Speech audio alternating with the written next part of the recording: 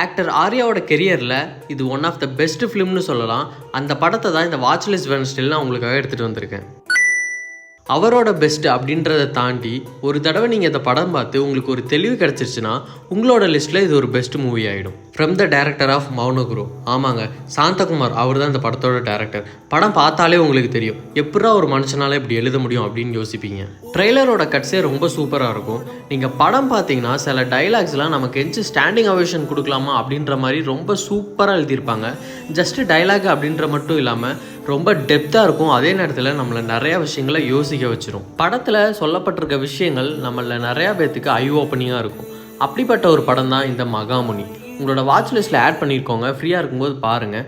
உங்களோட வியூ என்னன்னு மறக்காமல் கமெண்ட் செக்ஷனில் கமெண்ட் பண்ணுங்கள். இந்த மாதிரி ஏகப்பட்ட இன்ட்ரெஸ்டிங்கான வீடியோஸ் உங்களுக்காக நான் கொண்டு வந்துட்டே இருக்கேன். அதை நீங்கள் மிஸ் பண்ணாமல் இருக்கணும்னா சப்ஸ்கிரைப் பண்ணிட்டு பெல் ஐக்கானை கிளிக் பண்ணிக்கோங்க. நெக்ஸ்ட் வீடியோவில் பார்க்கலாம். Until then bye bye from AG.